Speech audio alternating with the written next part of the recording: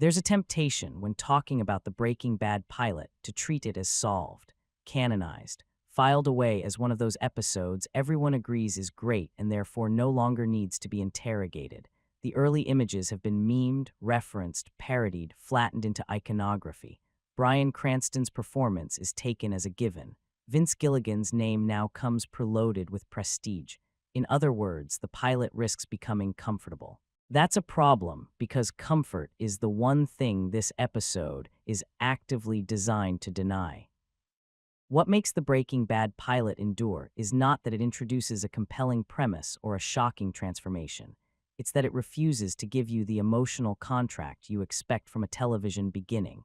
It doesn't ask for admiration. It doesn't offer catharsis. It doesn't even pretend the story you're about to watch is open-ended. From its first minutes, the episode behaves like it already knows where it's going, not in a spoiler way, in a pressure way. It sets the tone as something tightening, something inevitable, something that will not be negotiated into a softer shape just because the viewer wants to feel safe. Most pilots are auditions. They're trying to prove a world is worth revisiting, that characters are charming enough to follow, that conflicts can sustain motion. This one does something stranger. It behaves less like an invitation and more like a warning. It shows you a man in a state you're not supposed to see him in, and then it refuses to let you unsee what that state implies. It doesn't start with context. It starts with consequence. It starts with a version of the protagonist that has already been stripped of the normal protections people use to appear coherent. The rules of respectability are already gone. The ability to explain yourself is already compromised. The body is already telling the truth before the mind can catch up. That's the first important thing about the opening. It is not staged like a heroic moment or even a thrilling one. It's staged like exposure, like the episode wants you to feel immediately the awkwardness of watching someone who is no longer being curated for you. And because it begins there, the entire hour that follows becomes haunted. Every mundane scene, every ordinary interaction, every small routine is reframed by the knowledge that all of it is leading somewhere that looks like that. The pilot doesn't ask, will this happen? It asks, what kind of life makes this feel like a possible end point? And then it does something that quietly reveals the kind of story this is going to be. It gives the protagonist a chance to narrate himself, to organize the moment, to choose what version of his life gets recorded. That impulse matters because it isn't simply fear. It's control reaching for its last available shape. It's a man trying to keep authorship over his own image at the exact moment his image is most humiliating. Even when everything is collapsing, he is still trying to decide how he is seen. That is not vanity. That is shame refusing to loosen its grip. The pilot's real hook is not danger. It's that peculiar blend of panic and clarity you can feel underneath the panic. The sense that, for the first time in a long time, the protagonist is not drifting through his life on autopilot. He is acting. He is moving. He is making choices in a world that finally responds. And that is why the opening is not just a spectacle. It's a thesis. The show is suggesting, very early, that whatever he becomes will not be born from a love of violence or even a love of money. It will be born from something more unsettling and more human: the need to matter, the need to feel undeniable, the need to stop being someone life happens to. So Part Zero is not the beginning of the story in the traditional sense. It's the episode planting a question that will infect everything after it. Not how did we get here, not what happens next. The sharper question: what kind of life creates a person who can only feel real once everything polite has been stripped away? There's something almost perverse about how quickly the pilot takes the air out of its own opening. It throws you into a situation that feels final, then it rewinds to something that looks, on the surface, completely survivable. A quiet neighborhood, a modest house, a family that functions, a job with a clean title, the kind of life that, if you describe it to someone at a distance, sounds like stability. And the pilot's first real move is to show you how stability can be its own form of pressure. Walter White wakes up too early, and the detail isn't just that he's awake, it's how he's awake. The house is dark, still, resting. His wife is asleep beside him. The world is doing what the world is supposed to do at that hour, and Walter is lying there staring upward, checking the time like it's a pulse. Like the number itself is a kind of verdict. He doesn't roll over and try again. He doesn't wake his wife. He doesn't reach for comfort. He gets up with the quiet, careful competence of someone who has learned to move through his own life without leaving a trace. When you've lived long enough feeling like your presence is an inconvenience, you develop a talent for shrinking yourself. You learn how to open doors without noise, how to step around creaking boards, how to take up as little space as possible, even in the places where you technically have every right to exist. The house he moves through isn't bleak, it isn't broken. It's ordinary in a way that should be comforting, and that's what makes the feeling so sharp when the pilot starts to reveal what ordinary costs him. A spare room with baby things waiting, evidence of a future already arriving, a crib not yet used, supplies not yet touched, a life stage not yet fully real but already claiming territory. The future is present in object form, and it doesn't feel like hope so much as it feels like weight being added to a structure that already doesn't have much slack. Walter exercises in that room, and it's not framed as a man taking care of himself. It's framed as a man trying to keep himself acceptable, a cheap machine, movement that goes nowhere, effort contained inside four walls. It's a perfect image for how he lives. He is working hard, but he is not traveling. He is exerting himself, but he is not expanding. It's self-improvement as quiet penance, the kind that does not disturb anyone, the kind that no one will ever thank you for. Then he tries to masturbate, and even that is stripped of any warmth or privacy. It plays less like desire and more like maintenance, like he's checking whether the system still functions. And the moment fails for a reason that matters. He sees himself in a mirror under harsh light with the kind of self-awareness that doesn't inspire change, it just corrodes confidence. That is one of the most important early truths about him.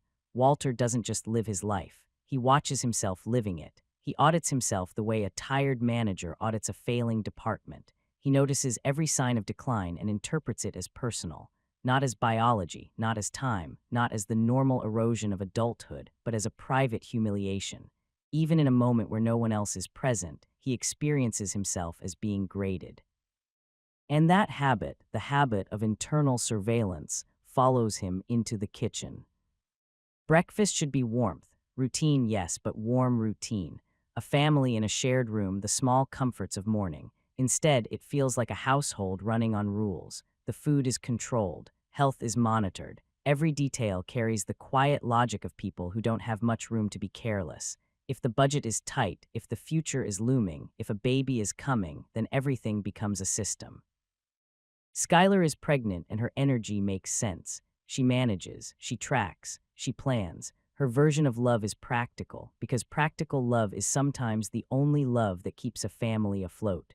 She isn't framed as cruel. She isn't framed as hostile. She's framed as someone who feels the thinness of the margin and responds by tightening the house around that margin.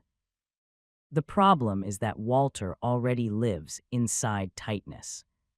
So when she talks to him about cholesterol, about money, about schedules, it doesn't land like partnership.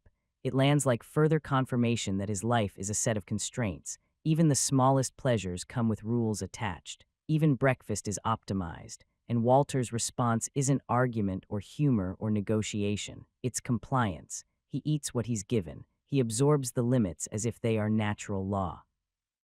Their son asks for something small, something normal, and it carries more weight than it should.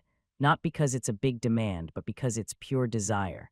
A simple want, uncomplicated by spreadsheets and health plans and future expenses. Skylar refuses reasonably with the kind of everyday refusal that happens in families constantly, and Walter doesn't soften it. He doesn't mediate. He echoes the rule.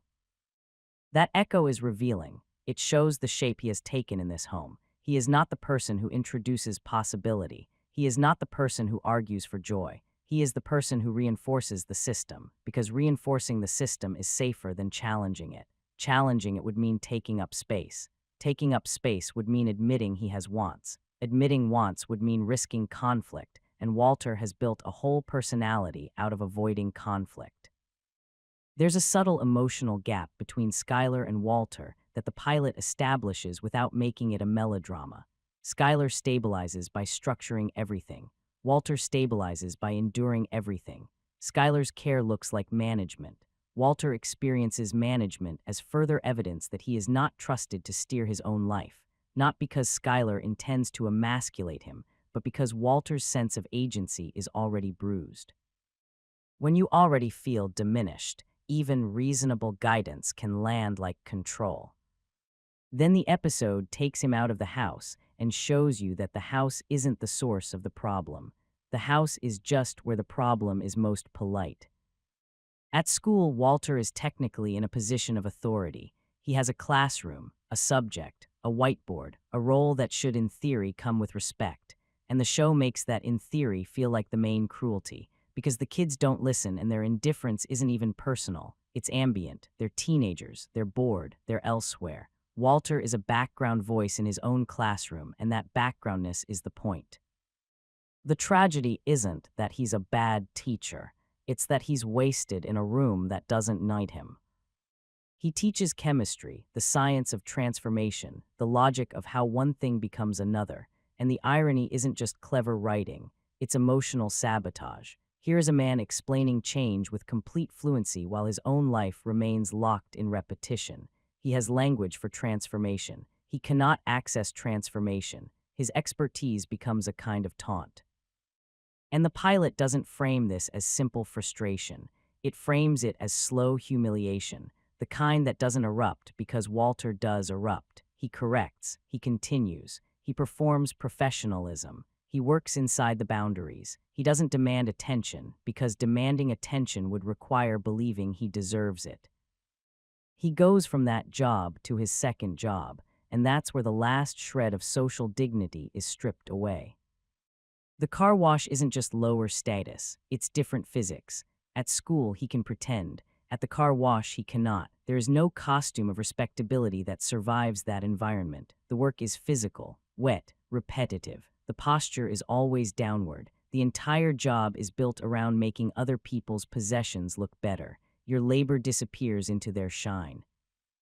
This is where the pilot's portrait of Walter becomes painfully clear. He is not simply underpaid. He is being trained into invisibility. He scrubs, he wipes, he bends. He moves quickly because slow work invites criticism. He takes orders because that's what keeps him employed. And when someone who knows him from his other life sees him here, the exposure hits like a slap, not because the other person is necessarily evil, but because being recognized in your degradation collapses the illusion that you can keep your identities separate, teacher and laborer, intellectual and servant, respected role and menial role. The episode doesn't need to make a speech about class or pride. It just shows the moment where Walter can't pretend the two worlds don't overlap. The humiliation isn't only that he's doing the work, it's that the work rewrites who he is in the eyes of someone who once had to listen to him. And Walter absorbs it the same way he absorbs everything. He doesn't lash out, he doesn't demand respect, he doesn't create a scene to prove he's still a man. He swallows it, he turns it inward, he converts embarrassment into silence because silence is the one tool he has mastered. That's the through line of this entire early stretch. Walter keeps encountering situations where a different man might negotiate, might insist, might push back, might take up space. Walter does not take up space. Walter becomes smaller, not in one dramatic collapse, but in 100 small acts of compliance that look, from the outside, like maturity. That's what makes it so insidious. Because nothing here is monstrous. The family isn't monstrous. The school isn't monstrous. The job isn't monstrous. It's all plausible. It's all survivable. It's the kind of life millions of people live without becoming criminals, without becoming dangerous, without becoming myth. So the pilot isn't arguing that hardship automatically produces violence. It's doing something more precise. It's showing you a specific personality under a specific kind of pressure. A man who measures his worth through providing but cannot provide enough. A man who believes intelligence should translate into dignity but watches it fail to. A man who avoids conflict so thoroughly that he has started confusing absence with peace. He is loved in the basic sense. He has people around him. He has routine. He has a life that functions. But functioning is not the same as being seen. And you can feel the show circling a tension that hasn't exploded yet, but is already present in every quiet moment. What happens when a person spends years being reasonable, years being compliant, years being the one who doesn't make trouble, and realizes that none of that buys them the one thing they secretly crave? Not money, not fame. Recognition. Not applause, not admiration. Just the simple, frightening experience of mattering enough that the world has to react to you. Because once a person becomes hungry for that, the kind of hunger that doesn't announce itself as hunger, the path forward stops being a question of morality and starts becoming a question of chemistry. Pressure applied over time. A substance slowly changing state. A man learning quietly that if he wants to feel real, he may have to stop being polite. The Breaking Bad pilot spends a lot of time placing Walter White in rooms where he is supposed to have authority. Then it shows you how little authority that actually means. That is the trick of this stretch of the episode. It does not introduce power as something you either have or do not have. It introduces power as something that can exist on paper while evaporating in real life. It introduces power as a costume that only works if the room agrees to play along. Walter's first stop is the school, and even before we get to a classroom, the episode is already showing you the shape of his control. He drops his son off into something that could be misread as indifference if you don't pay attention. He does not help too much. He does not hover. He does not perform the kind of parental rescue that would make him feel like a hero. He lets his son struggle through the awkward mechanics of the moment because his son wants that struggle. His son wants to own his own movement, even when it is slow and clumsy. So Walter backs away. Looks like respect. It is respect, but it is also a pattern. Walter's instinct is to remove himself from the frame. He does not take power by stepping forward. He takes power by stepping back and calling that discipline. He gives other people the dignity of their independence, but you also start to suspect he is practicing something else at the same time. Practicing not being needed. Practicing not being noticed. Practicing the version of himself that is easiest for everyone else to live with. Then the episode jumps ahead to his classroom, and the contrast is brutal. This should be the one place where the world has to listen to him. This is his subject, his domain, a room built around the assumption that what he says matters. You can feel that assumption in the objects, the lab tables, the gas spigots, the institutional setup that says teacher equals authority and students equal audience. But the room does not behave like that. Walter is in the middle of explaining chemistry as a concept, and the way he teaches it isn't casual. He isn't phoning it in. He's trying to make it matter. He is describing change as the fundamental property of the world. Growth, decay, transformation. He is describing a universe where nothing stays the same, where everything is always becoming something else. The irony is obvious, but the power dynamic is the thing that actually hurts. He is giving them the language of transformation in a room that refuses to transform. The students do not respond with curiosity or fear or even respect. They respond like people trapped in a waiting room, like the content is just noise they have learned to endure. And then the episode makes the humiliation physical. In the back of the room, there is a boy slouched with his hand up his girlfriend's skirt, not hidden, not ashamed, public, casual, a small performance of dominance that is not even about sex so much as it is about the pleasure of ignoring the person who is supposed to be in control. Walter notices and calls it out. And what happens next is one of the cleanest little power shifts in the entire pilot, because it is the kind of shift that would look insignificant in another show. The boy moves his stool, but he does it loudly. He drags it. He makes a point of the sound. He obeys technically while refusing to submit emotionally. That's the move, compliance as aggression. It is the student reminding Walter that his authority only exists as long as the student chooses not to embarrass him. The classroom is supposed to be Walter's space, but the boy demonstrates, in seconds, that the real control belongs to whoever is willing to be shameless. Walter continues teaching. That's what makes it sting. He doesn't escalate. He doesn't punish. He doesn't turn it into a confrontation. He takes the insult, keeps moving, returns to the chapter like the chapter is the only thing he can truly command. And in a way, it is. This is Walter's version of power, not domination, not charisma, not intimidation, persistence. He keeps going. He keeps the lesson moving like forward motion alone can restore control. But the episode doesn't let you treat that as noble. Because the persistence is also surrender. It is him accepting the terms of the room. He can correct behavior at the surface level, but he cannot make anyone care. He cannot make anyone respect him. He cannot make the atmosphere of the classroom match the role he is supposed to occupy. This is the first major truth the school scenes deliver. Walter's power is theoretical. It exists in the job title. It exists in the curriculum. It exists in the fact that he is the adult and they are teenagers. But power that cannot shape the emotional reality of a room is not power. It's maintenance. It's being responsible inside a world that is quietly laughing at your responsibility. And the show is very specific about where Walter's authority fails. It doesn't fail because he is stupid. It fails because he is polite. That sounds like a cheap line, but the episode keeps proving it. Walter cannot weaponize his position the way someone else might. He does not have the instinct to humiliate the student back. He does not have the instinct to perform dominance for the sake of dominance. He cannot do the theatrical part of authority. He is built for precision and restraint, and those traits are invisible to people who only recognize power when it is loud. So he is left with a fragile kind of control, the kind that depends on everyone else agreeing not to push too hard. Then the episode cuts to the faculty workroom, and it shows you what that kind of control costs. The room is deserted, not dramatically, just empty in the way workplaces get when everyone has gone to their own corner of exhaustion.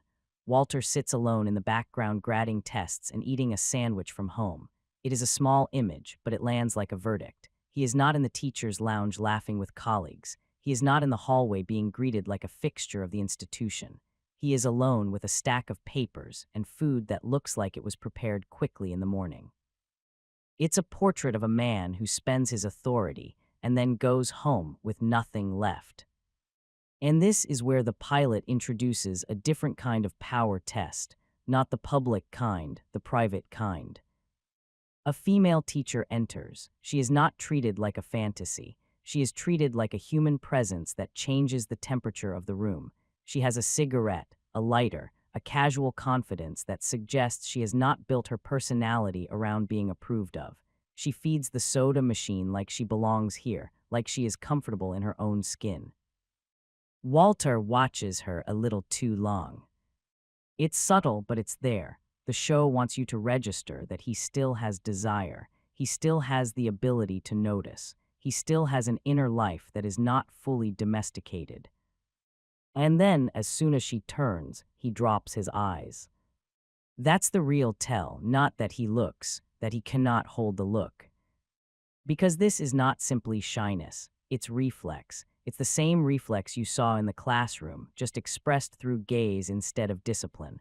Walter's instinct when his own desire becomes visible is to retreat, to make himself smaller, to pretend he was not reaching for anything. The teacher sits down near him. She checks her watch. Time is always present around Walter, even in casual moments, like the episode cannot stop reminding you that his life is measured in units and schedules and responsibilities. He acknowledges her birthday. She thanks him, then she pulls out a cigarette, and in one move she rewrites the power dynamic between them.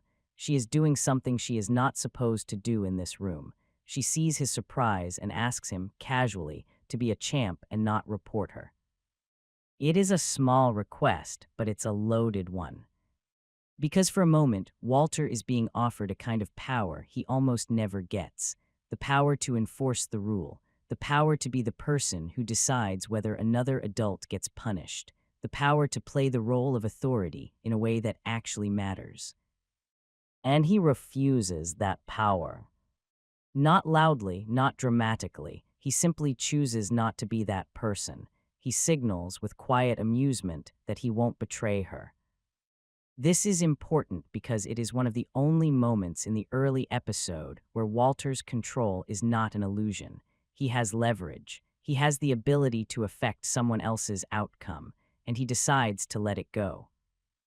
On the surface, it reads as kindness. It is kindness, but it also reveals something deeper about how Walter relates to authority. He doesn't want to be feared. He doesn't want to be the enforcer. Even when he technically can be, he chooses not to. The teacher lights up like she's been holding her breath all day. She inhales deeply and exhales smoke toward the ceiling. She waves the smoke with his papers like she's making a joke out of his seriousness. It is playful, but it's also mildly disrespectful. She is taking his work, the thing he is doing alone in an empty room, and treating it like a prop in her little rebellion. Then she calls him her hero. It's a line that can land in two ways at once, and the episode wants both. It can be flirtation, and it can be mockery. It can be sincere, and it can be ironic. And the ambiguity is the point, because Walter cannot navigate ambiguity in social power. He does not know how to occupy that space with confidence. He looks up again, she catches him, she holds his look, she smiles, and Walter is the one who breaks first. This is not romance, it's anatomy. It's the anatomy of control. She can hold eye contact and let the moment be what it is. Walter cannot. He retreats back into safety the way he always does. He abandons the possibility of connection because connection requires risk, and Walter's entire public identity is built around being safe. Then he does what he always does when he is out of his depth emotionally. He turns it into responsibility. He warns her about cigarettes. He becomes the teacher again, the man who knows things and uses knowledge as a shield. And she responds with the kind of shrug that lands harder than a lecture. Something always does. It's a throwaway line. It's also a tiny gut punch, because it's the episode slipping mortality into a casual exchange, like death is already floating around Walter's ordinary life even before the plot forces him to look at it directly. A cigarette will get you, sure, but so will something else. So will time, so will the body, so will the invisible forces you don't control. And that is what the school scenes are quietly doing to Walter. They are reminding him, over and over, of where his control ends. In the classroom, he can speak, but he can't be heard the way he wants to be heard. In the workroom, he can be near someone, but he can't step into the moment without flinching. He can hold theoretical authority, but he cannot make that authority emotionally real. He can have leverage, and he immediately chooses not to use it. None of this makes him weak in a simple way. It makes him trapped in a specific kind of self-image. He has built his identity around being the good adult, the responsible one, the one who doesn't cause problems, the one who doesn't embarrass anyone, the one who keeps the machine running. And the pilot keeps placing him in situations where that identity earns him nothing. The student in the back of the room does not respect his restraint. The room does not reward his expertise. The institution does not fill his loneliness. Even flirtation arrives as a test he cannot pass because passing would require him to take up space. This is what makes the school material so corrosive. It's not just that he is underpaid or ignored. It's that he is living inside a world where his version of power is invisible. He knows things. He is competent. He is disciplined. He is careful. He is reliable. But those qualities don't create gravity. They don't make people orbit him. They don't make the room quiet when he enters. So he is left with a life where he is constantly performing authority without ever feeling it. And when a person lives long enough in that gap, something begins to happen internally, not in a dramatic way, in a chemical way. The pressure does not explode. It compresses. It takes the feeling of being ignored and turns it into something denser, something harder, something that waits. The pilot doesn't need to tell you what that something will become yet. It only needs to show you the conditions that make it possible. A man who is expected to be in control, constantly reminded that he is. A man surrounded by people, constantly living alone inside himself.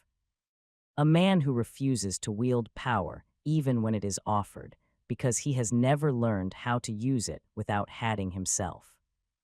That is the tragedy of these scenes. They do not show Walter being crushed by one big injustice.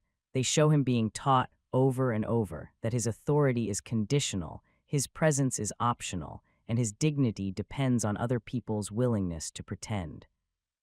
And once you understand that, the opening image stops feeling like a wild outlier. It starts feeling like what happens when a man finally finds a place where pretending is no longer required. The pilot does something quietly cruel right after it shows you Walter as a teacher. It takes the one identity that should grant him a baseline of respect, and it sets it on a shelf. It reminds you that titles only work when the world agrees to treat them as real. Then it brings him to the place where no one even pretends. The car wash is not just a second job. It is a different universe of value, a universe where your mind does not matter unless it can be converted into speed, obedience, and output, a universe where the only intelligence anyone cares about is the kind that keeps the line moving. The pilot understands that this is not a dramatic humiliation in the loud sense. It is routine humiliation, the kind you can survive, the kind you can normalize. The kind that slowly rewires your relationship to yourself because it teaches you, again and again, that you are interchangeable. Walter arrives already tired, already compressed from the day, and the space does not offer him relief. It offers him posture, downward posture, wet posture, the posture of someone who serves. The work itself is simple, and that simplicity is the point. Simple work can be peaceful when it is chosen. Here it isn't chosen, it's necessary, and necessity turns simplicity into a kind of trap because it removes the one thing that could make this feel dignified: agency. Walter is not here because he finds satisfaction in honest labor. He is here because the rest of his life cannot sustain itself. The work is not a virtue, it is a consequence. That difference changes how every small action lands, every wipe, every scrub. Every time he bends his back and puts his hands on someone else's dirt, the pilot is making a statement about what his intelligence is worth in the economy he lives inside. Not much. This is where power becomes brutally visible. At the school, Walter's authority is theoretical. He stands at the front of a room and the institution tells you he matters. At the car wash, authority is not theoretical at all. It is immediate. It is felt in who speaks and who moves, in who gives orders and who absorbs them, in who gets to keep their hands clean. The boss does not need to raise his voice to establish dominance. He doesn't need to be a monster. He just needs to exist as the person who decides whether Walter gets hours, whether Walter keeps the job, whether Walter can pay for the life he is trying to hold together. That is real power. It does not announce itself. It does not justify itself. It does not ask for admiration. It simply operates. Walter understands this kind of power instinctively, which is why he becomes smaller inside it so easily. He doesn't argue. He doesn't negotiate. He doesn't take the moral high ground. He does what people do when they know the balance is not in their favor. He tries to disappear into competence. It's not that he lacks pride. It's that pride has nowhere useful to go in this space. And then the pilot adds the worst possible ingredient: recognition. A student appears, a kid from the classroom, the kind of person who in another context would have to listen to Walter and pretend to care. The kid sees him here, soaked and bent over, doing work that has no prestige attached to it, and the recognition lands like a collapse. Not because teenagers are uniquely cruel, but because teenagers are honest in the most careless way. They react without considering what their reaction does to you. The pilot doesn't need the student to say anything devastating. The damage is already done the moment the two worlds overlap. Walter can no longer keep his life compartmentalized. Teacher in one box, worker in another, respectable adult here, humiliated laborer there. The encounter forces them into the same frame, and you can feel the internal panic that comes from being seen in the version of yourself you try hardest not to imagine. It is a special kind of loneliness, being recognized in your degradation. Because loneliness isn't only about being alone. loneliness is also about being known incorrectly, about having the wrong version of you become the one people carry away. Walter does not have the kind of social armor that can absorb that moment. He doesn't laugh it off. He doesn't turn it into a joke. He doesn't perform dominance to reassert the hierarchy. He does the only thing he knows how to do when he is exposed. He swallows it. And swallowing is not neutral. Swallowing is chemistry. It changes the contents inside you. It compresses embarrassment into something denser, something that doesn't evaporate, something that waits. The scene works because it makes humiliation feel mundane rather than melodramatic. Walter is not being beaten. No one is spitting on him. No one is physically threatening him. He is simply being forced to stand in a place where the world's hierarchy becomes undeniable. He is a man with a mind built for precision and theory, reduced to scrubbing the outer shell of someone else's comfort.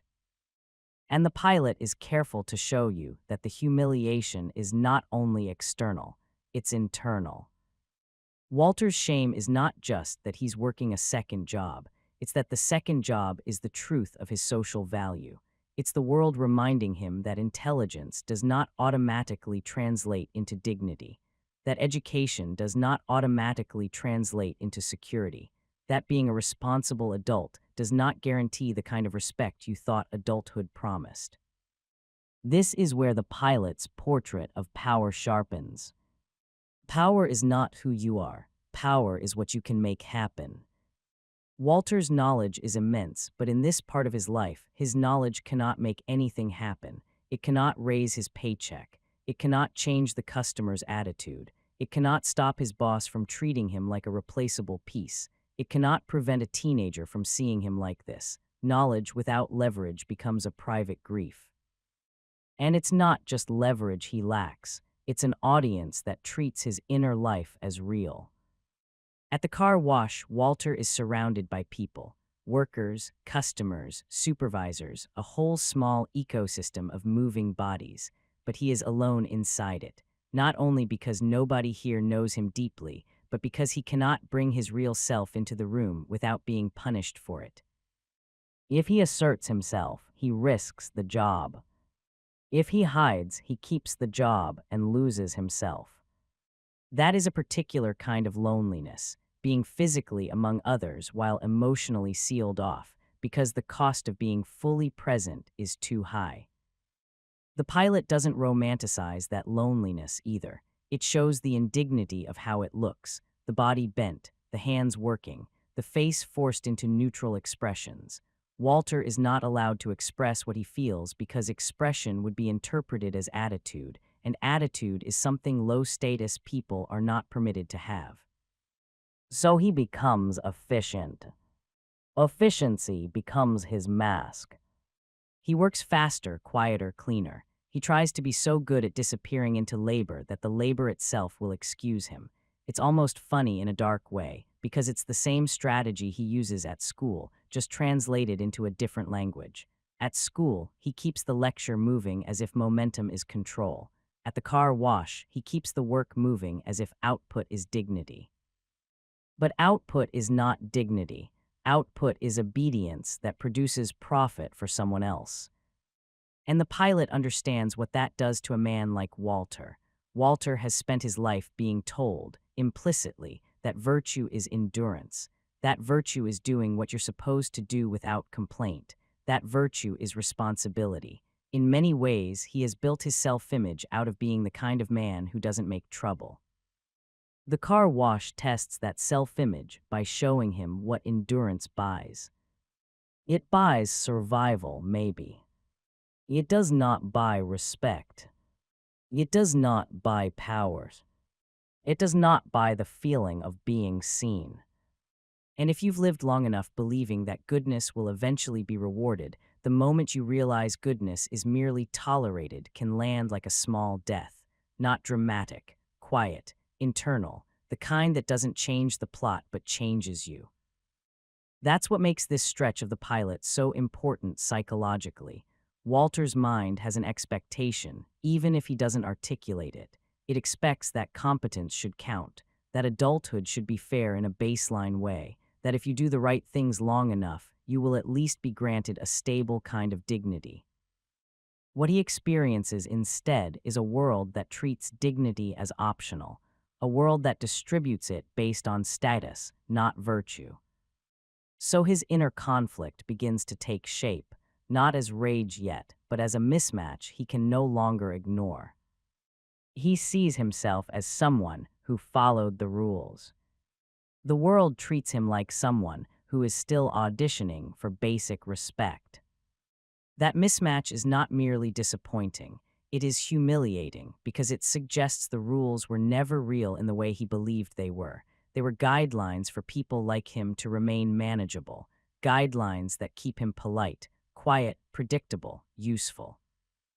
And the car wash is the perfect setting for that realization because it is a place where predictability is the only value that matters. You don't come to a car wash for complexity. You come to have something made clean without thinking about it.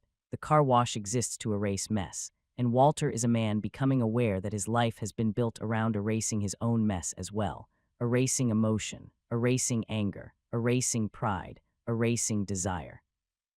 Because desire creates friction, and friction is not allowed in a world that expects you to keep the machine moving.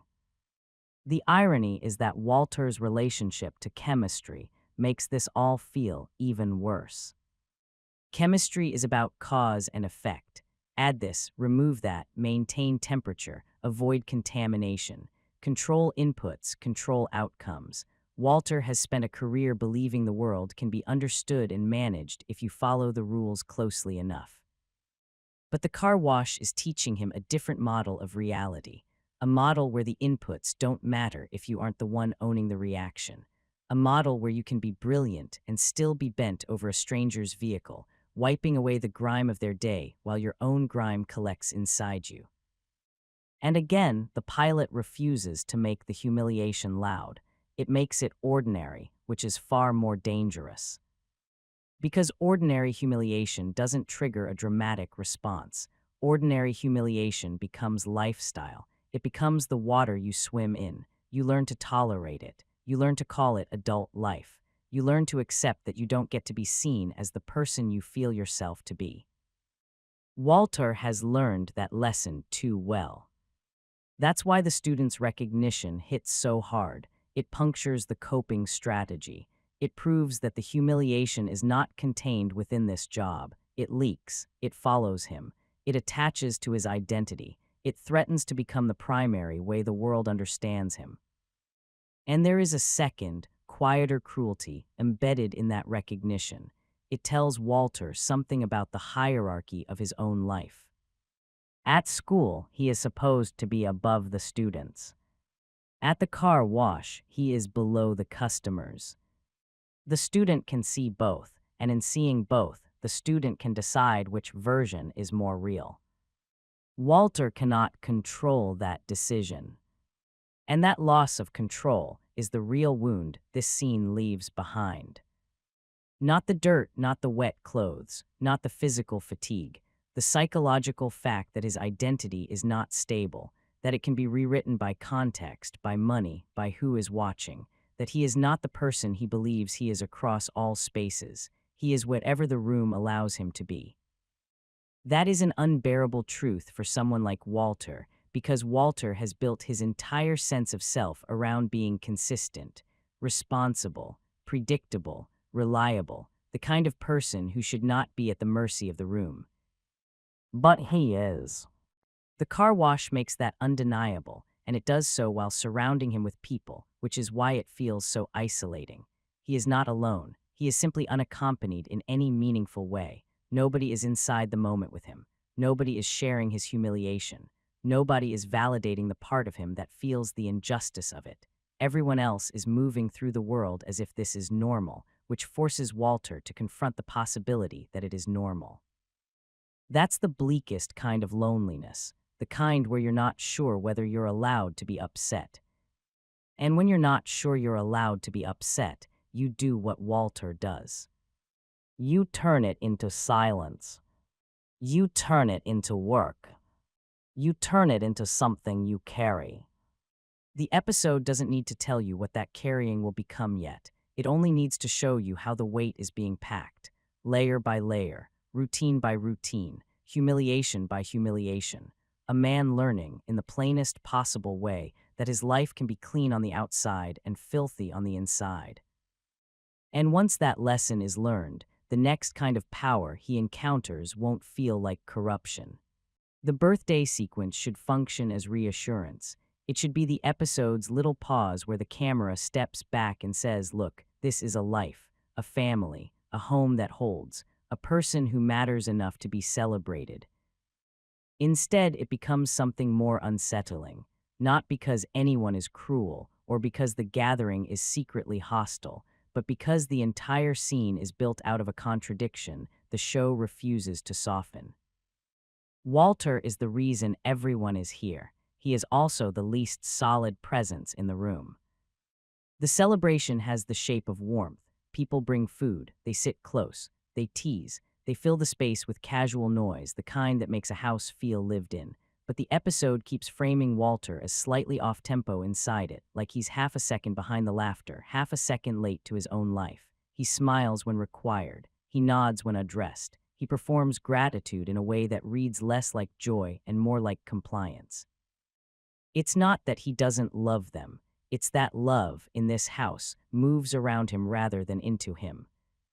Even the gifts land with that faint sense of being managed, not maliciously. Practically, everything is useful, everything is appropriate, everything reinforces the version of Walter everyone has agreed to live with, the responsible father, the mild husband, the gentle teacher, the man who won't make anything awkward. The episode doesn't need to tell you that this version is incomplete. It shows you by introducing a second kind of presence into the room, a presence that doesn't ask permission to exist at full volume. Hank arrives and the energy changes immediately, not because Hank is evil, because Hank is loud enough to rearrange the gravity of the space. He walks in like the room belongs to him. He jokes like the room will follow. He tells stories like attention is guaranteed. He fills silence with confidence, and the show lets you feel how seductive that is in a house that otherwise runs on quiet compromises. There is a specific contrast the episode is drawing here, and it's not simply that Hank is a cop and Walter is a teacher. It's that Hank looks like a man who experiences life as something he can push. Walter looks like a man who experiences life as something that pushes him. Hank's body language does half the writing. He leans back, he spreads out, he touches things, moves things, takes up space without apology. Walter, by comparison, is all small adjustments, sitting in a way that doesn't intrude, smiling in the exact amount expected, holding himself like a guest in his own home. And that contrast is not neutral. It carries humiliation, because it implies an entire hierarchy of masculinity that the room recognizes instinctively. Hank's masculinity is social and public. It's rewarded. It's legible. It comes with stories people want to hear. It comes with a job that produces visible outcomes and visible status. Walter's masculinity is private and internal. It's quiet. It's measured in endurance and patience and responsibility. And the episode keeps showing you that this kind of masculinity is treated like background, not celebrated, not feared, barely noticed unless it fails. So when Hank begins talking about work, the scene becomes more than dinner chatter. It becomes an accidental comparison test that Walter cannot win. The conversation shifts toward crime, toward busts, toward the kind of danger that can be packaged as a story with a punchline. Hank can turn violence into entertainment because violence is not entering his home. Violence is something he returns from, something he controls, something he can narrate on his own terms. The show is careful here because it doesn't frame Hank as monstrous for this. It frames Hank as comfortable. That comfort is the entire point. Hank has a relationship with power that lets him treat it casually. Walter does not have that relationship. Walter sits in the same room, listening to someone describe a world where money appears in stacks and danger can be contained within a story, and masculinity is something you can perform in public without consequence. Walter hears it, and you can feel his inner life doing something it hasn't been allowed to do for a long time. It wakes up, not in a heroic way, in an exposed way, like a hunger that suddenly recognizes its own shape. The episode then makes a choice that is almost cruel in its simplicity. It lets Hank bring visual evidence of his world into Walter's living room. The spectacle becomes literal, proof of action, proof of authority, proof that there are rooms in this universe where decisions are made and reality changes immediately because someone kicked the door in and forced it to. The living room becomes a screen, and Walter becomes an audience member to the kind of life he does not get to live. That is where the contrast stops being abstract. It becomes physical. A teacher's life is built out of delayed impact. You talk, you grade, you repeat, you hope something sticks. A cop's life, at least the version Hank presents, is built out of immediate consequence. You enter, you take, you win, you leave with evidence of the win. Walter's entire presence in this scene is defined by the fact that he cannot compete with that tempo. The episode doesn't have him argue. It doesn't have him challenge Hank. It has him do something far more revealing. He stays quiet. Not because he has nothing to say, because he doesn't know where to put what he feels without sounding ridiculous, without sounding jealous, without sounding small. So he absorbs the moment like he absorbs everything. He lets Hank dominate the narrative. He lets Hank dominate the room. He lets the celebration gradually become about the most magnetic person present rather than the person being celebrated. And nobody chooses that outcome consciously, which is why it lands the way it lands. This is not a betrayal. It is an atmosphere revealing itself. A room will always tilt toward the person who takes up the most space. Walter has spent years practicing the opposite skill. The most painful part of the birthday sequence is that Walter seems to understand this about himself without ever nomming it. You can feel him watching Hank with a mix of fascination and discomfort, like he's observing a species he's never been allowed to become. He smiles at the jokes. He nods at the stories, but the smile reads like a cover. The nod reads like agreement he didn't choose. It's a scene full of people, and yet Walter feels oddly alone inside it.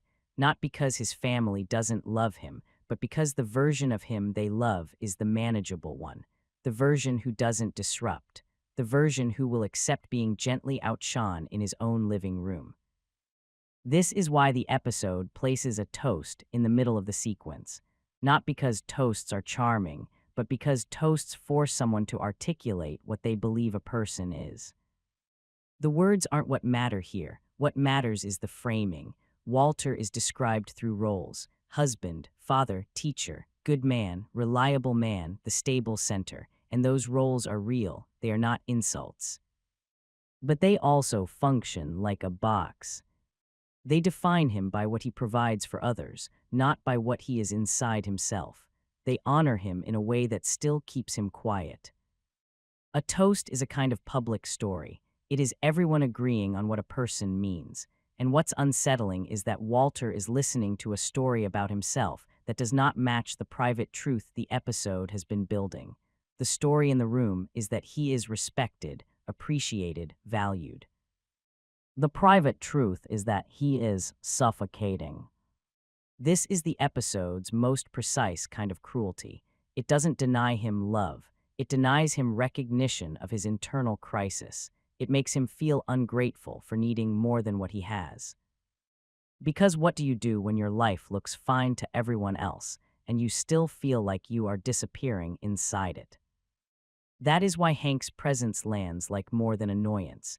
Hank isn't just louder. He represents a version of reality where visibility is automatic, where respect is not something you quietly hope for. It's something you assume and receive. The episode never says Walter wants to be Hank. It does something subtler. It shows you that Walter wants what Hank has without even knowing how to name it. Not the badge, not the gun, not the jokes, the feeling that the room must adjust when you enter it. And then the scene does something important with refusal. Hank's offer of a ride-along arrives like banter, like an easy invitation, like something said for laughs that also carries real weight. It's framed as a casual gesture, but the subtext is obvious. This is Hank offering Walter a brief taste of a world where men do things that matter, a world where power has edges, a world where consequences are immediate. Walter declines. He doesn't decline dramatically. He doesn't make a moral speech. He declines the way he declines everything that might enlarge him, by smiling, by minimizing, by retreating back into the safe shape he has learned to occupy. And that refusal is one of the most revealing actions he takes in the early episode because it shows you the trap he's built for himself. He wants to feel powerful, but he's terrified of being seen reaching for power. He wants to matter, but he's terrified of looking like someone who needs to matter. He wants to step out of his life, but he's terrified of the social shame of admitting he doesn't fit inside it. So he stays in place. He lets Hank be the vivid one. He lets himself be the stable one. He lets the celebration keep moving without forcing it to revolve around his inner life. And the pilot doesn't treat this as virtue. It treats it as a condition. A man who has spent years keeping himself small cannot suddenly become large without first confronting the fear that largeness will make him unlovable. That's what the birthday sequence quietly exposes. Walter is surrounded by people, yet he is emotionally unaccompanied, not because they don't care, but because they cannot see what he refuses to show. They see the role. They don't see the hunger behind the role. And once that hunger becomes conscious, even for a moment, the episode has effectively changed the temperature of everything that comes after. Because now the viewer has seen the core contradiction up close. A collapse is a strange kind of mercy because it forces the world to take you seriously for a moment. People stop expecting you to be fine. They stop asking you to perform competence. They stop treating your exhaustion as a personality trait. The body hits the floor, and suddenly there is no polite way to ignore it. But the pilot does not let that mercy last.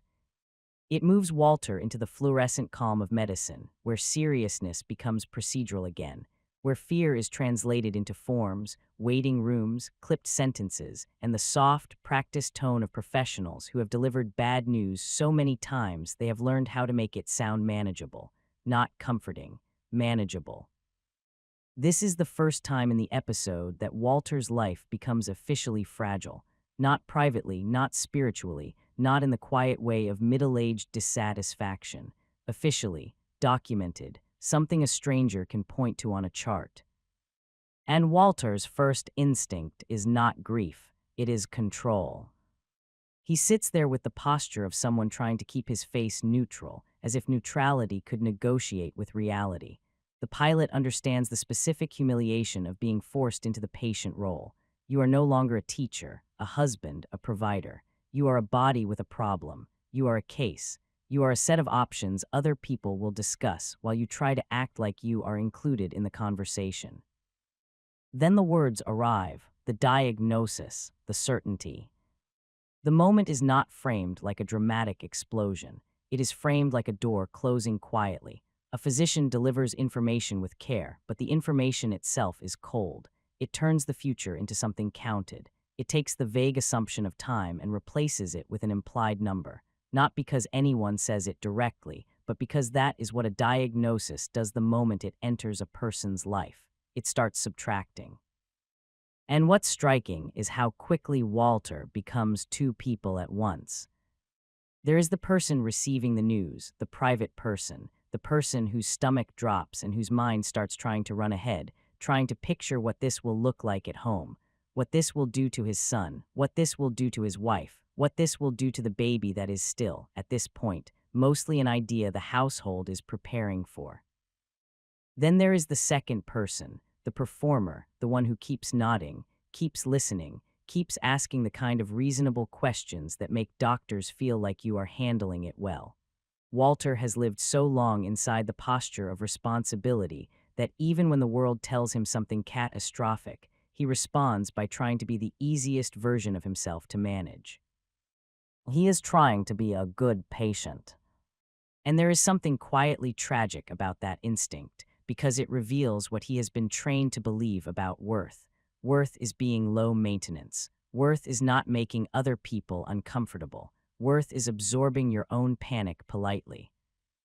That is why the diagnosis lands less like a plot twist and more like an exposure of something already present. Walter has been living in a state of compression for the entire episode. Money pressure, status pressure, masculinity pressure, all of it forcing him to make himself smaller. The diagnosis doesn't introduce compression. It removes the fantasy that compression is temporary. It tells him this is not just a hard year. This is not just fatigue. This is not just a tough season of life that will pass if he keeps enduring. This is the body putting a deadline on the endurance. He leaves the medical setting in a haze that doesn't feel cinematic. It feels numb.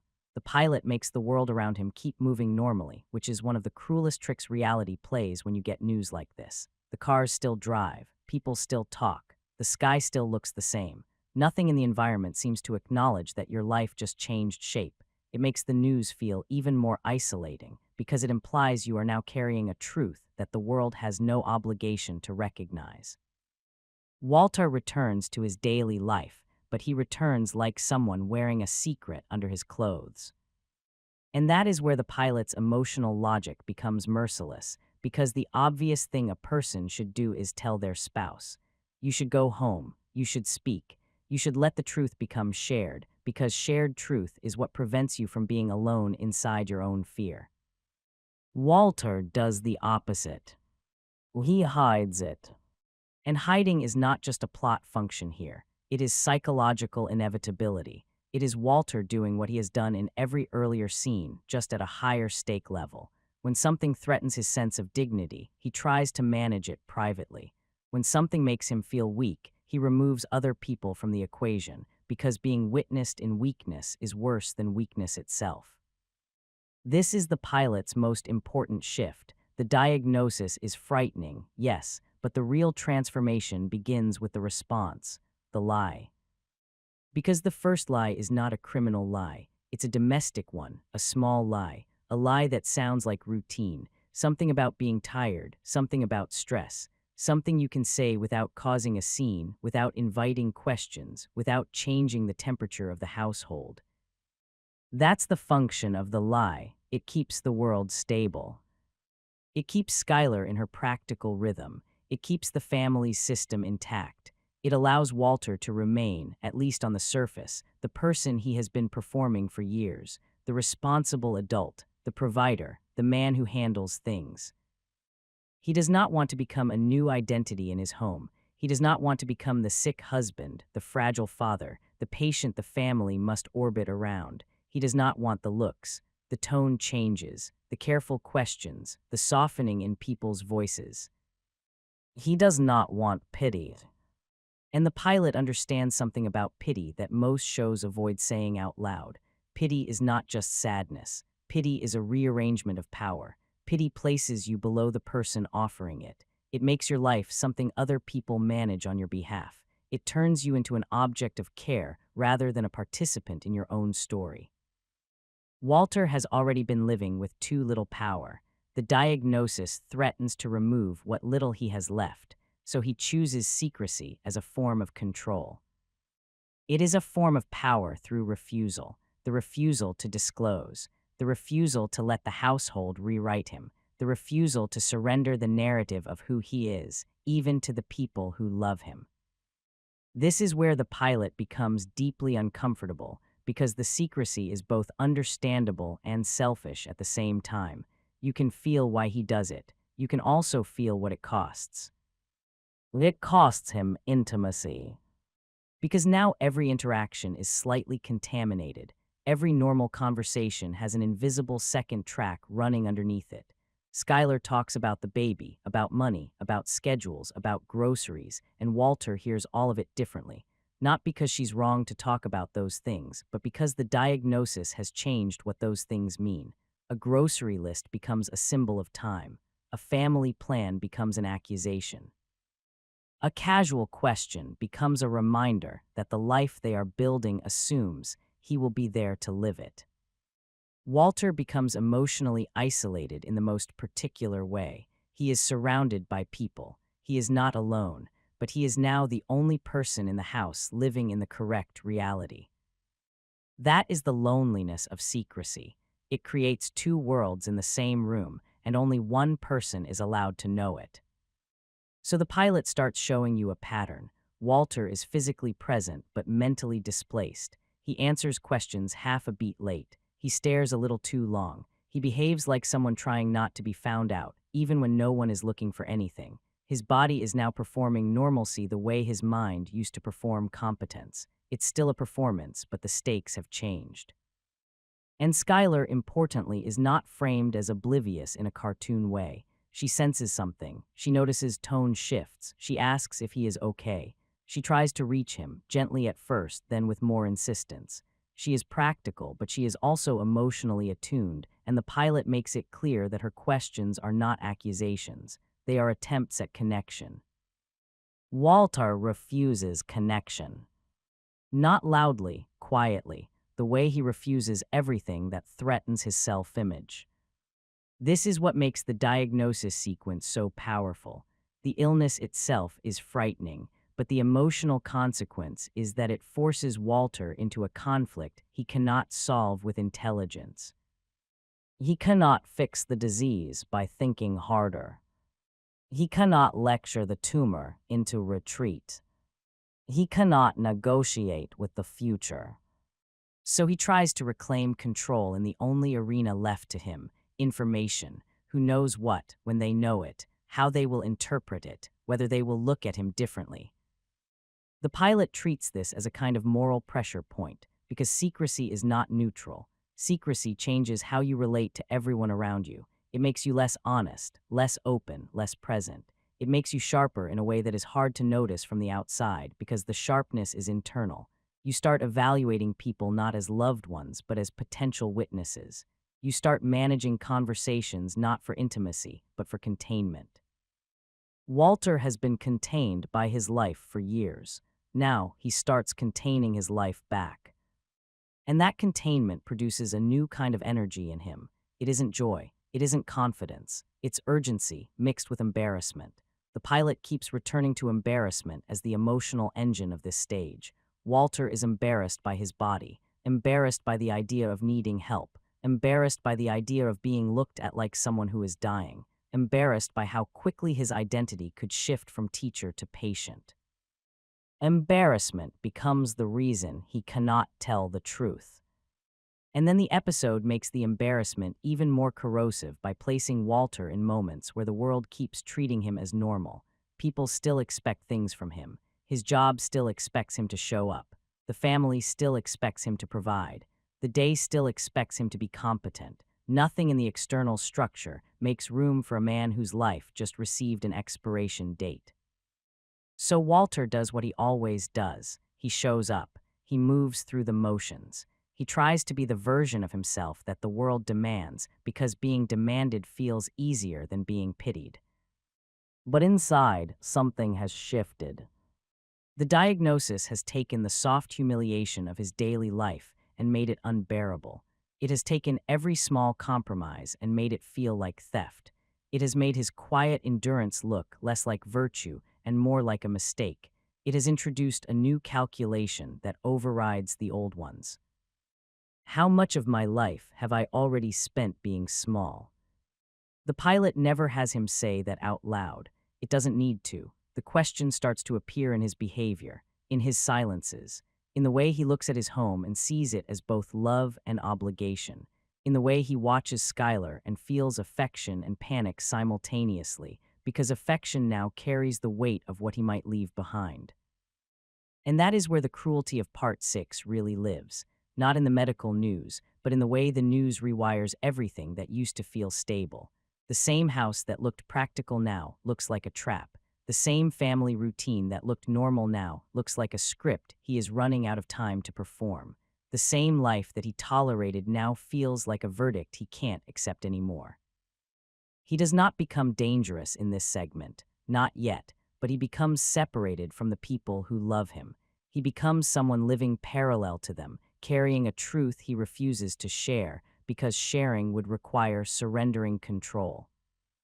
And once a man like Walter starts equating truth with surrender, the next steps stop looking like choices. They start looking like corrections. Like the universe gave him an answer, and now he has to do something with it before time runs out. The most important thing about the ride along is that it begins as a joke that turns into a doorway. It starts in the family space where everything is already managed, already domesticated, already explained away as normal.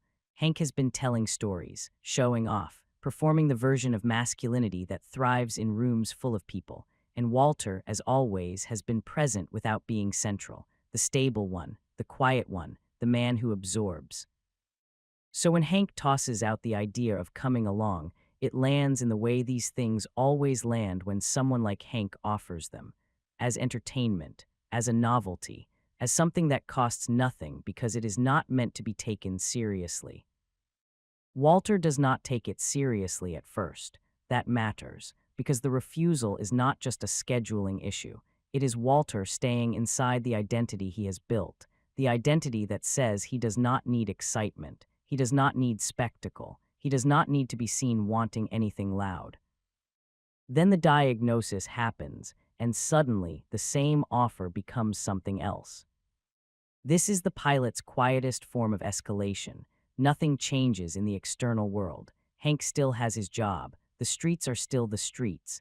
The DEA still does what it does. But Walter is no longer living inside the same internal timeline. Time has been turned into a countdown, and countdowns make ordinary doors look like emergency exits.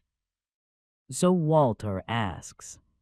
And the act of asking is the real shift, not because it is brave, but because it is out of character. Walter has spent the entire episode avoiding situations where he might be exposed as needy. Here he exposes himself voluntarily. He reaches for something he previously pretended not to want. He crosses a line that is invisible but psychologically enormous. It is power through reversal.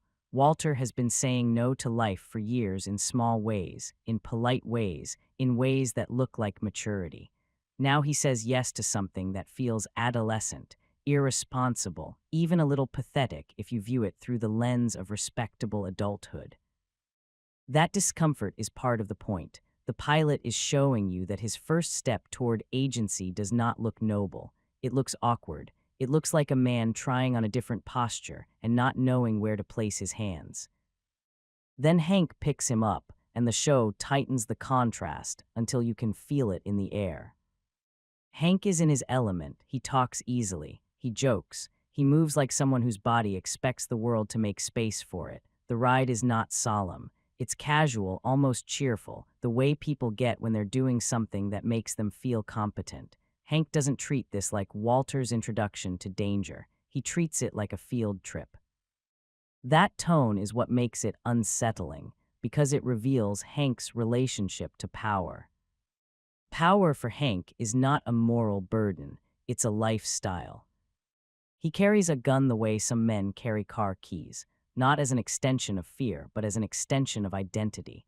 He has access to violence and remains relaxed. He can look at the worst parts of society and still turn it into a story people laugh at over dinner. That's not because he's uniquely heartless. It's because he believes the danger is contained. He believes he is on the correct side of it. He believes the uniform is a border that protects him. Walter sits beside that, and you can feel what it does to him. Not admiration exactly, something more complicated. The sense that this is what it looks like when a man is allowed to take up space and be rewarded for it. And then they arrive at the bust. This is where the pilot shows you the other half of its thesis. It has already shown you that Walter's life is built out of systems that reduce him. Now it shows you a system that inflates a man like Hank. The raid is procedural, coordinated, loud, men moving with purpose, radios crackling, doors being approached with the kind of confidence that suggests the outcome is already decided. It's not chaos, it's control performed publicly. That performance is important, because the show is not only interested in the fact that Hank has power, it's interested in how that power feels to witness. Walter has spent his life in rooms where power is subtle and humiliating. Power is your boss deciding your hours. Power is the budget telling you what you can eat. Power is students ignoring you because they can. Power is the world refusing to care about your intelligence. It's all private, all slow, all dripping. This is different. This is power that moves forward, power that enters spaces, power that forces reality to react. The door does not stay closed because someone with authority wants it open. The suspects do not remain comfortable because someone with authority wants them frightened. The room changes shape because the agents decide it will. And Walter watches, and something in him recognizes the sensation before he understands it. This is what it looks like when action matters immediately. Then comes the reveal that turns the entire sequence into a psychological event rather than just plot. The money. Stacks of it, real, physical, undeniable money, not the abstract stress of bills and overtime and polite budgeting. Money as bulk, money as weight, money is the visible proof that someone out there is living in a different economy than Walter's family will ever touch. Hank is excited by it in a way that feels almost boyish. He wants to show it off. He wants Walter to see it. He wants to enjoy the moment of being the guy who found it. Again, not because Hank is evil, but because Hank feels entitled to the thrill. He experiences the bust as victory, and victory is something he can hold in his hands. Walter sees the same stacks and experiences something else. The emotional consequence is immediate and quiet. It is not greed in the cartoon sense. It is not the fantasy of yachts and mansions. It is the brutal realization that the numbers controlling his life are not laws of nature. They are circumstances, and circumstances can be altered if you step outside the rules you've been living by. The money is the first object in the episode that makes that thought feel real. Not in a criminal way yet, in a structural way. It's the episode showing him an alternate route through the same world, a route where the effort you apply produces a reward that actually changes your life, not just sustains it. And then, because the pilot is cruelly precise, it adds a second object that hits even harder than the cash. The lab. Not in a romantic way, not a high-tech dream, but enough equipment, enough chemical logic, enough familiar shapes and tools to register as something Walter understands in his bones. This is where the show stops making the contrast purely social and makes it personal. Walter is not just a man looking at illegal money. He is a chemist looking at a process. He sees that the people making this product are doing something he could do better. He may not say it. He doesn't need to. The episode doesn't treat chemistry like decoration. It treats chemistry like identity. The science is the one place where Walter's confidence isn't entirely theoretical. It's the one arena where he knows he is not small. So now you have the most dangerous combination possible. A man who feels powerless in every part of his life. A world that just showed him power in action. A pile of money that makes his domestic stress look absurdly solvable. And a process that he understands so deeply it feels like insult to watch it done by amateurs. This is where the ride along stops being a novelty and becomes an inciting force inside Walter's psychology, not because Hank meant it to, because the episode has engineered the moment where Walter's internal contradictions collide. He believes he is a responsible man. He believes responsible men do not do illegal things. He also believes he has been treated unfairly. He believes his intelligence should have bought him more than this. He believes he is running out of time. And now he has just been shown, in physical form, that the world contains a door between his life and another life. He is standing in that doorway, and the most important part is that he does not look at it like temptation. He looks at it like an answer. Then the pilot twists the knife by letting the bust reveal something else. Not just money, not just equipment, but the sheer pettiness of how power is distributed. You don't get the sense that these criminals are geniuses. You don't get the sense that they earn their wealth through brilliance. You get the sense that they are simply willing to do what Walter has never allowed himself to do. Be shameless. That is the real contrast here. Not good versus evil, not law versus crime, shamelessness versus restraint. Hank can be shameless legally. He can kick doors and parade evidence and laugh about it because the badge protects him. The criminals can be shameless illegally because they have decided they don't care what the rules think of them. Walter has been restrained in every direction, by morality, by fear, by pride, by the need to be liked, by the need to be seen as a good man. He has built a life around being manageable. The ride along introduces him to a world where manageability is not a virtue, it's a weakness. And then the episode gives him the final spark without making it feel like fate. A figure fleeing, a glimpse of someone from his own world crossing into this other world with surprising ease. A reminder that this isn't a separate universe populated by monsters.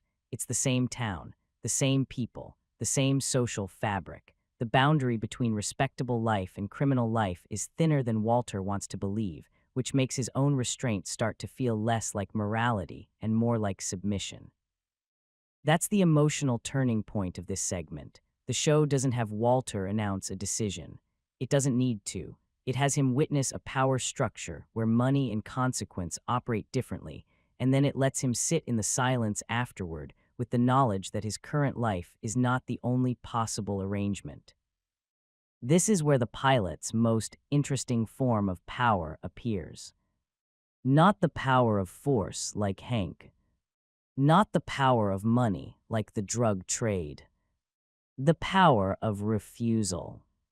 Walter has spent years refusing himself, refusing anger, refusing appetite, refusing ambition, refusing the parts of him that might disrupt the careful balance of his home.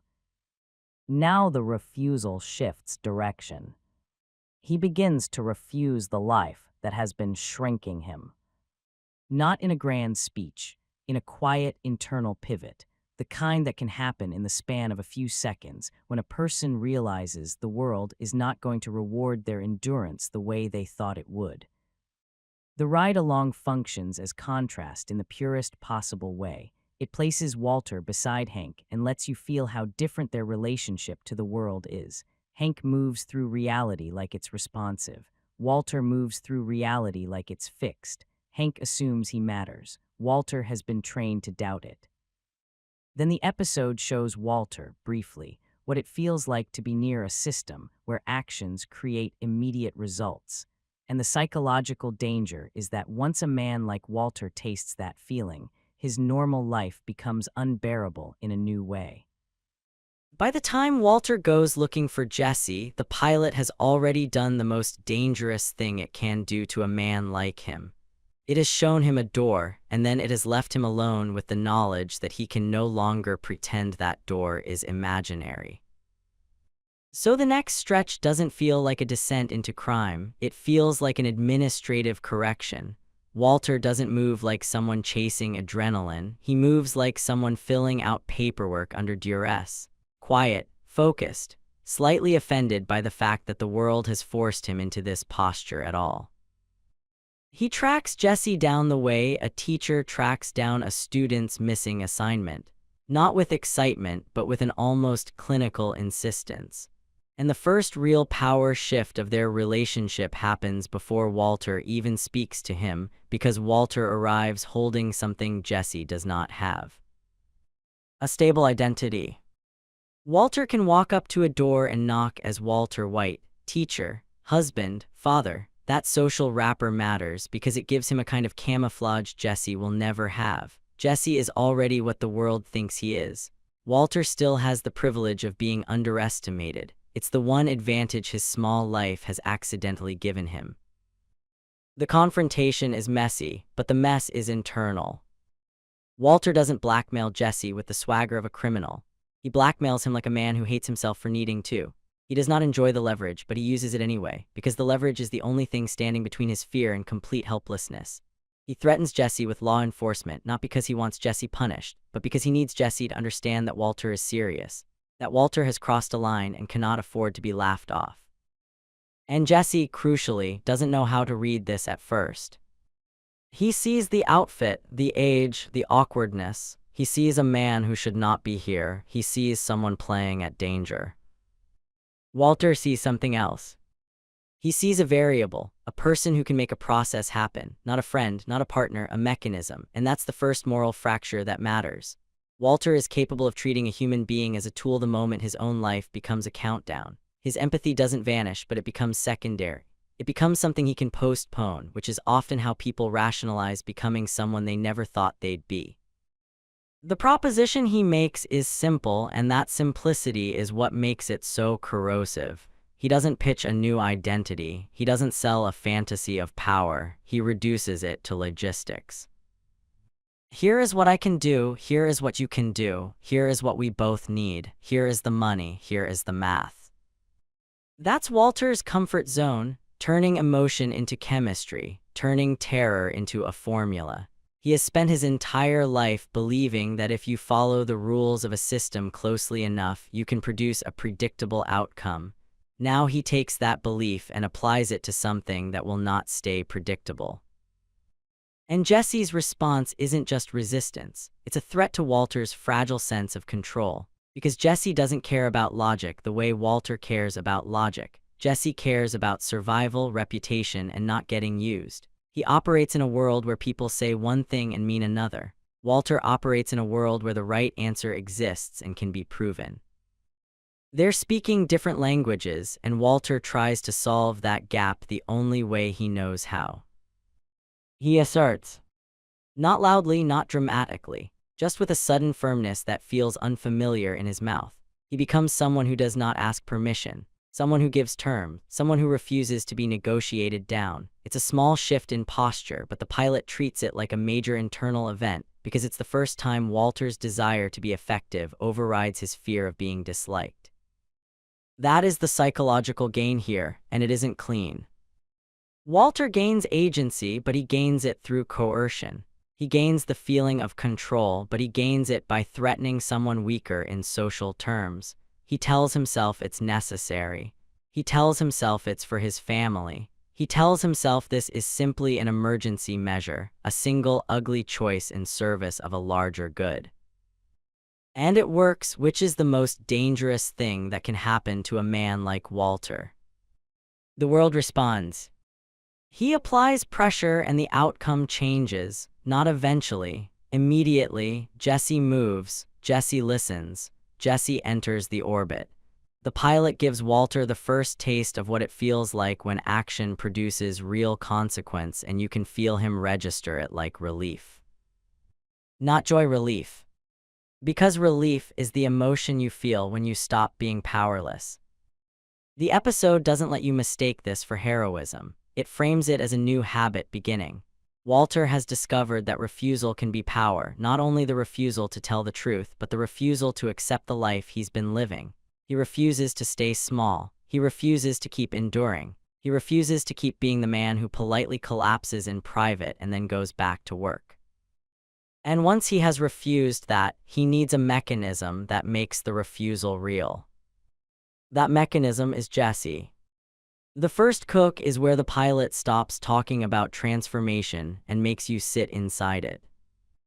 Up until now, Walter's life has been defined by environments that erase him. Rooms where his intelligence becomes background, spaces where his body is either managed or ignored, systems that turn him into a function. The desert flips that. It puts him in a place so empty that the only thing left is what he brings with him. And what he brings with him is competence. The RV is cramped, filthy, improvised, and wrong in every way that matters for someone like Walter. It smells wrong. It looks wrong. It's a moving violation of every controlled, respectable part of his identity. But once he steps into that space and sees the equipment, something in him settles. His hands know what to do before his mind has time to moralize. That's the quiet horror of it. Walter isn't learning how to be a criminal, he's remembering how to be himself. The act of cooking is staged like a reunion with a part of his brain that has been starving. The measurements, the heat, the timing, the exactness, it gives him a kind of presence the rest of his life has not allowed. He becomes still in the only way that matters, stillness as focus, stillness as authority. The RV, for a brief stretch, becomes the only place where he is not pretending. And Jesse is there as the counterweight. Jesse is chaos not because he's dumb, but because he's used to improvising. He survives by adapting, by lying, by moving quickly when the ground shifts. He doesn't respect procedure because procedure has never protected him. He wants to rush, he wants to cut corners, he wants to get to the part where money appears. Walter does not want to rush. Walter wants to do it correctly. That difference creates a new power dynamic, one that feels almost humiliating in reverse. In every other part of the episode, Walter is the one being treated as lesser. Here, Jesse is the one being corrected. Jesse is the one being scolded. Jesse is the one being shown that his world is amateur hour compared to what Walter can do when he's allowed to operate at full capacity. It's tempting to read that as simple competence porn, the show rewarding the protagonist by letting him finally shine. The pilot makes it darker than that. It frames Walter's competence as seductive, even to him. Because competence is the one drug Walter can take without feeling guilty. Competence lets him feel superior without having to admit he wants superiority. Competence lets him feel powerful while still telling himself he is being rational. He is not doing this because he is greedy. He is doing this because he is good at it, because he can, because he should. That's the moral rationalization sliding into place, not loud, not stated, embedded in the rhythm of how he works. The desert around the RV is empty in a way that makes the space inside feel even more claustrophobic. The show uses that contrast to tighten the psychological pressure. Wide open landscape, tiny enclosed lab, vast freedom outside, sweat and chemical stench inside. It's the visual story of Walter's transformation in miniature. His new life is not expansive, it's compressed, it's intense, it's private. It's a pocket universe where the normal rules don't apply. Then danger arrives and the pilot makes a crucial choice. It doesn't let danger look like a clean test of toughness. It makes danger look stupid. Emilio and Crazy 8 show up and nothing about their presence feels like a mythic villain entrance. They're not cinematic demons, they're local predators, men with guns and suspicion and the casual entitlement of people who believe fear belongs to them. The threat they represent isn't complexity, it's volatility. That's what makes them terrifying. They don't need to be smart, they just need to be willing. And Walter's response to them is one of the most revealing moments of the entire pilot, because he doesn't respond like Jesse would. He doesn't bargain with street logic. He doesn't posture. He doesn't try to be tougher than he is. He problem solves, not as an abstraction, as survival. The famous gas move is the show's purest demonstration of what Walter becomes when cornered, a man who turns knowledge into force. The power shift is instantaneous.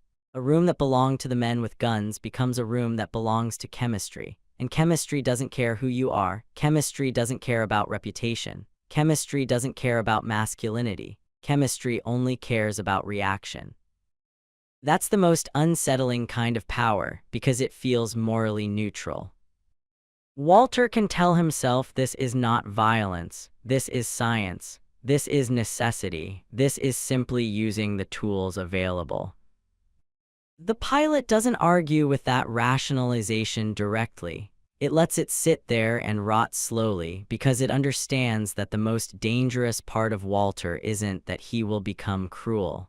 It's that he will become justified.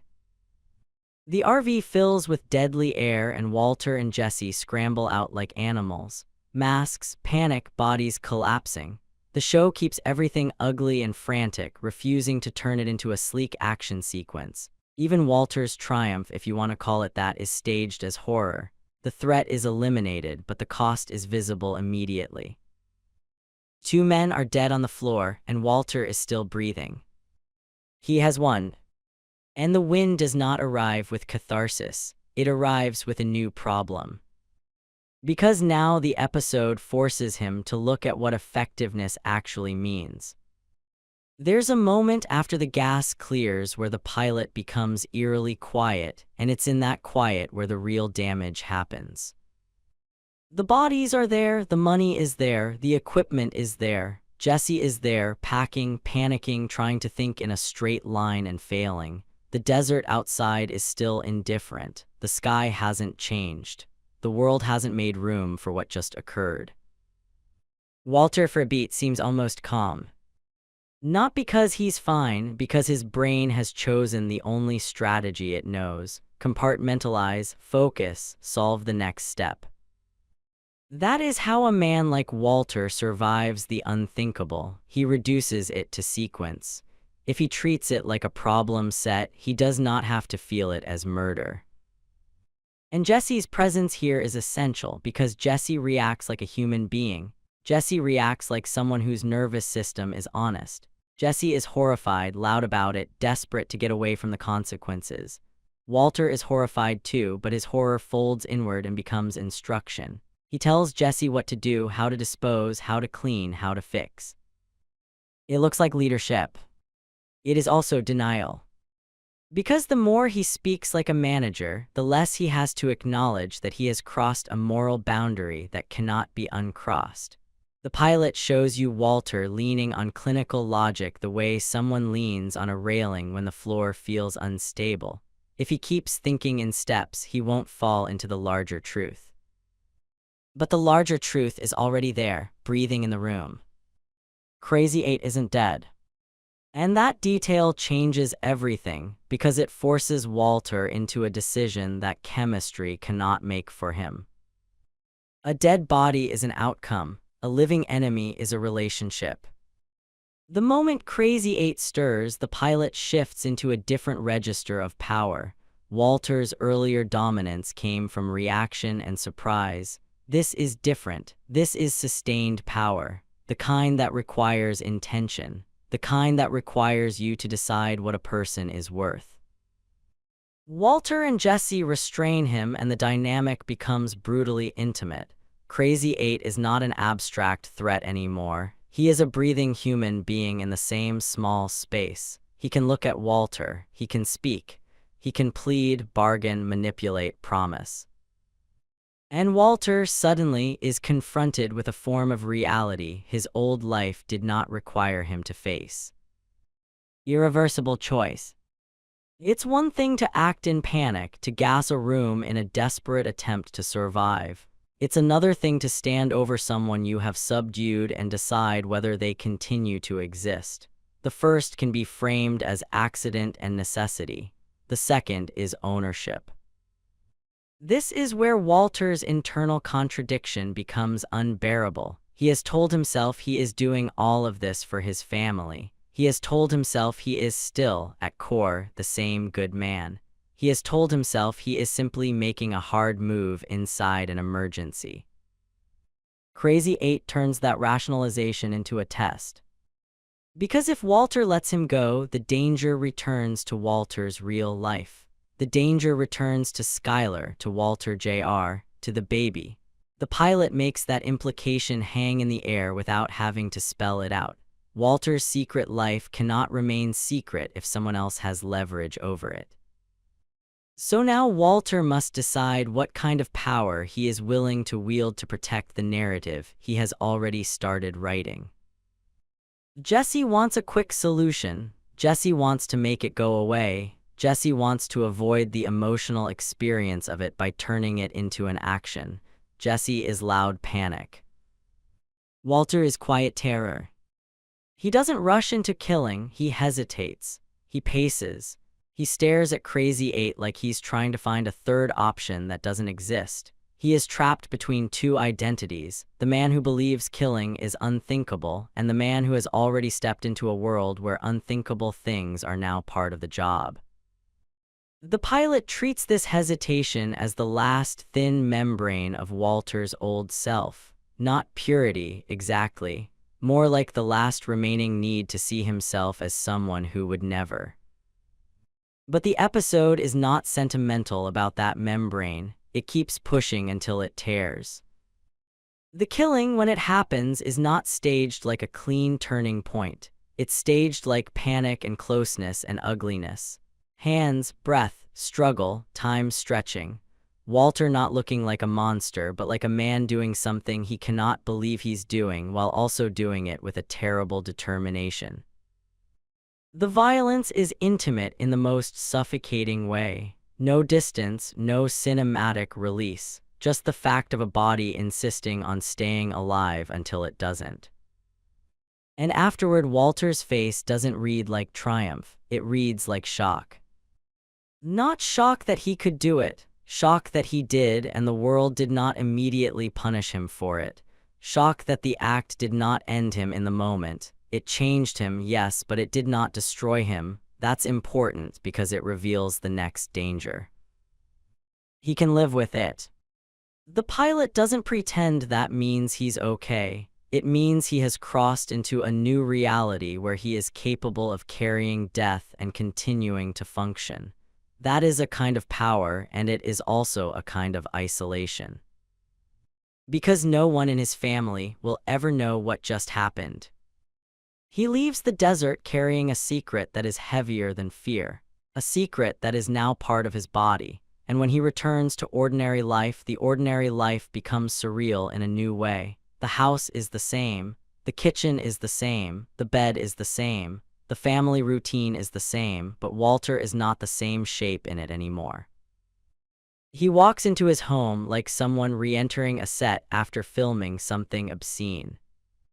Skylar asks about his day, and the pilot makes that question feel almost cruel, not because Skylar intends cruelty, but because normal conversation becomes unbearable when you're carrying a truth that cannot be shared.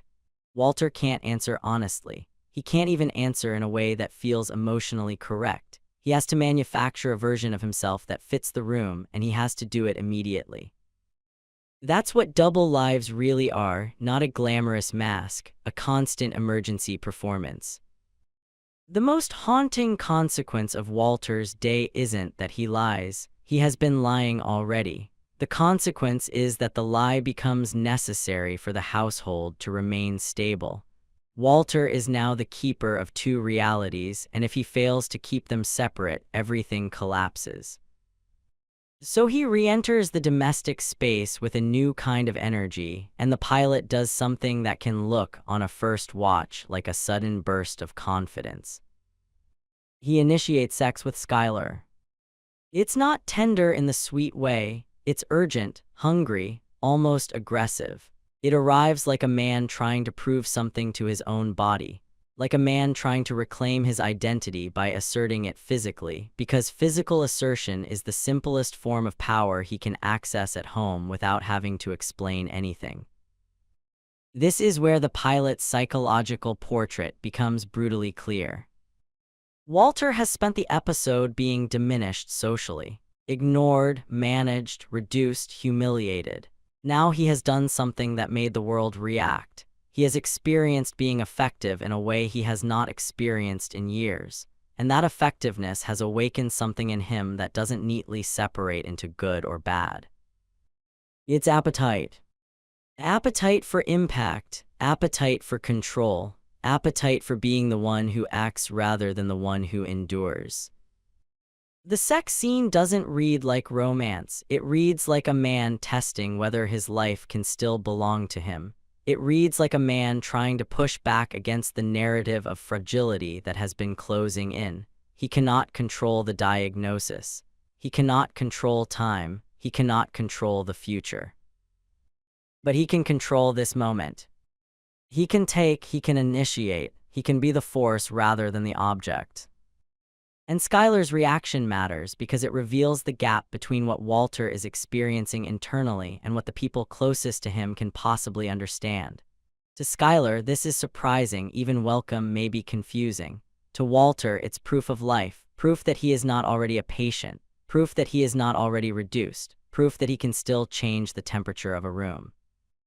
It's a quiet victory and a loud failure at the same time. A victory because he feels, briefly, undeniable. A failure because the undeniability is built on a secret that cannot be spoken, and because the person beside him cannot actually meet him where he is. Not because she doesn't love him, because she doesn't know what he's done. She's sleeping next to a man she thinks she understands. Walter has become someone else inside the same marriage. And the pilot ends with that as its final emotional consequence. Not the money, not the bodies, not even the crime. The split. A man who has discovered power in the worst possible way and now has to go home and pretend he's still the man who never needed it.